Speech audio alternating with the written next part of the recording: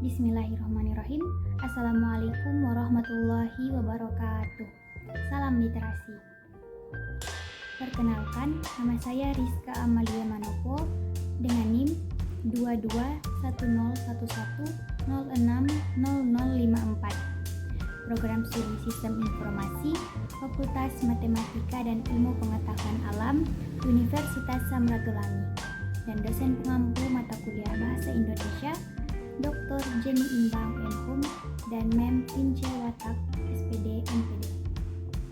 Saya akan mempresentasikan jawaban-jawaban dari soal-soal yang terdapat dalam modul 2 yang berjudul Bahasa yang Lugas dalam Genre Makro. Soal nomor 1, apa yang dimaksud dengan bahasa lugas? Bahasa lugas adalah bahasa yang langsung menunjuk pada apa yang dibicarakan, dan kalimat-kalimat yang disusun tidak akan menimbulkan makna ganda. Soal nomor 2, sebutkan kaidah-kaidah kebahasaan yang wajib dikuasai oleh penulis karangan ilmiah. Ada 4 kaidah yang wajib dikuasai oleh penulis karangan ilmiah. Kaidah yang pertama, penyusunan paragraf yang runtut. Kaidah yang kedua, pembuatan kalimat yang efektif. Kaidah yang ketiga, pemilihan kata yang tepat. Dan kaidah yang keempat, penerapan ejaan yang cermat. Soal nomor 3, ejaan apa yang digunakan dalam bahasa Indonesia saat ini? Ejaan yang digunakan dalam bahasa Indonesia saat ini adalah WEB. WEB adalah singkatan dari Pedoman Umum Ejaan Bahasa Indonesia. WEB diresmikan pada tahun 2015. Soal nomor 4, jelaskan perbedaan bentuk ke dan di yang ditulis serangkai dengan yang ditulis terpisah dari kata yang mengikutinya. Sebagai awalan, di dan ke ditulis serangkai. Kata yang diberi awalan di menunjukkan kata kerja. Contohnya, dijual. Sedangkan kata yang diberi awalan ke menunjukkan kata benda. Contohnya, kekasih.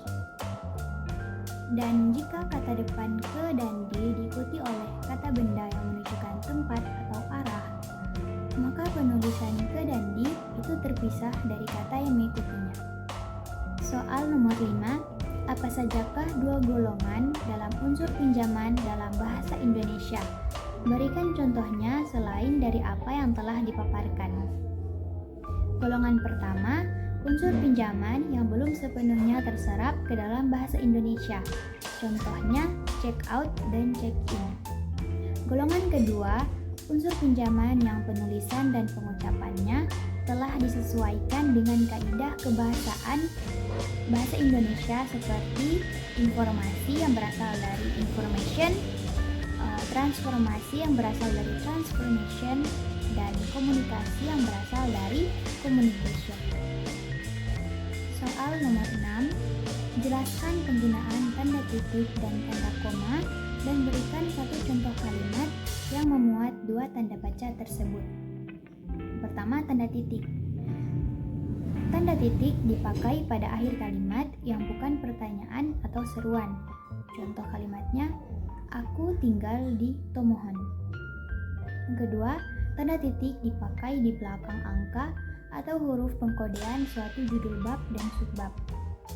Yang ketiga, tanda titik dipakai untuk memisahkan angka, jam, menit, dan detik yang menunjukkan waktu dan jangka waktu. Dan yang terakhir, tanda titik tidak dipakai di belakang alamat pengirim dan tanggal surat atau nama dan alamat penerima surat. Selanjutnya, penggunaan tanda koma. Yang pertama, tanda koma dipakai di antara unsur-unsur dalam suatu perincian atau pembilangan, seperti aku membeli roti, susu, dan permen. Yang kedua, tanda koma dipakai untuk memisahkan kalimat setara yang satu dari kalimat setara berikutnya yang didahului oleh kata tetapi, seperti, atau melainkan. Contoh kalimatnya, Filzah dan Inah bukan adik saya, melainkan teman saya.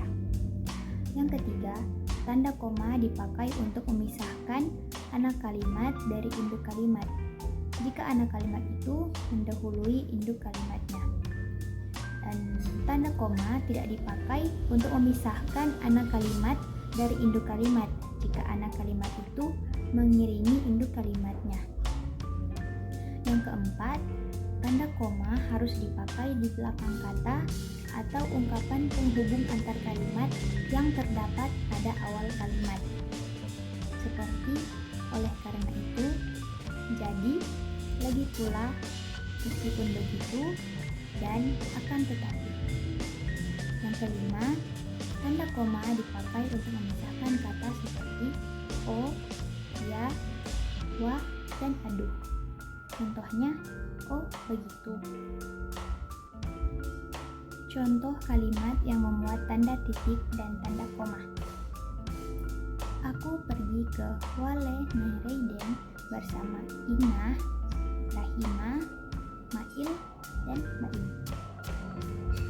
Soal nomor 7, jelaskan perbedaan tanda titik koma dengan tanda titik dua. Berikan contoh kalimat kedua tanda baca tersebut. Pertama, penggunaan tanda titik koma. Pertama, tanda titik koma dipakai untuk memisahkan bagian-bagian kalimat yang sejenis dan setara. Contohnya, hari makin sore, dagangannya belum juga terjual. Yang kedua, tanda titik koma dipakai sebagai pengganti kata penghubung untuk memisahkan kalimat yang setara di dalam kalimat majemuk. Contohnya, Inah sibuk membuat tugas fisika. Titik koma, Hilda sedang makan. Titik koma, saya sendiri sedang asyik bermain game Mobile Legends. Yang ketiga, tanda titik koma dipakai untuk memisahkan unsur-unsur dalam kalimat kompleks yang tidak cukup dipisahkan dengan tanda koma demi memperjelas arti kalimat secara keseluruhan. Selanjutnya, penggunaan tanda titik dua. Yang pertama, tanda titik dua dapat dipakai pada akhir suatu pernyataan lengkap diikuti perincian. Yang kedua, tanda titik dua dipakai sesudah kata atau ungkapan yang memerlukan pemberian. Yang ketiga, tanda titik dua dapat dipakai dalam teks drama sesudah kata yang menunjukkan pelaku dalam percakapan. Yang keempat, tanda titik dua dipakai di antara jilid atau nomor dan halaman, di antara bab dan ayat dalam kitab suci, di antara judul dan anak judul suatu karangan, serta nama kota dan penerbit buku acuan dalam karangan. Contoh kalimat dari kedua tanda baca tersebut adalah pada saat ujian, setiap siswa wajib membawa alat tulis, pensil, pulpen, dan penghapus. Soal nomor 8, jelaskan perbedaan tanda pisah dan tanda hubung. Berikan contohnya. Tanda hubung berfungsi untuk menyambung atau merangkai dan bentuknya lebih pendek daripada tanda pisah. Contohnya, tanda hubung menyambung unsur-unsur kata ulang. Contoh katanya warna-warni. Sementara itu, tanda pisah memiliki fungsi sebagai pemberi batasan dan bentuknya lebih panjang dibandingkan dengan tanda hubung.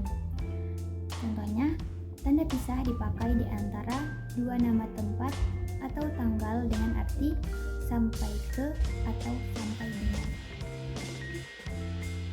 Soal nomor 9, apa yang membuat suatu kalimat menjadi kalimat yang efektif? Untuk dapat mencapai keefektifan, kalimat efektif harus memenuhi beberapa syarat, yaitu kesatuan, kepaduan, keparalelan, ketepatan, kehematan, dan kelogisan. Soal nomor 10, sebutkan dan jelaskan syarat-syarat membentuk paragraf. Syarat-syarat membentuk paragraf ada dua. Yang pertama, kesatuan paragraf. Sebuah paragraf dikatakan mempunyai kesatuan jika seluruh kalimat dalam paragraf hanya membicarakan satu ide pokok. atau satu topik masalah. Jika dalam sebuah paragraf terdapat kalimat yang menyimpang dari masalah yang sedang dibicarakan, berarti dalam paragraf itu terdapat lebih dari satu ide. Syarat yang kedua adalah kepaduan paragraf. Seperti halnya persyaratan kalimat efektif, dalam paragraf juga dikenal istilah kepaduan atau koherensi. Kepaduan paragraf akan terwujud jika aliran kalimat berjalan mulus dan lancar serta logis. Demikianlah apa yang bisa saya sampaikan. Semoga bermanfaat bagi kita semua. Sekian, wassalamualaikum warahmatullahi wabarakatuh. Salam literasi.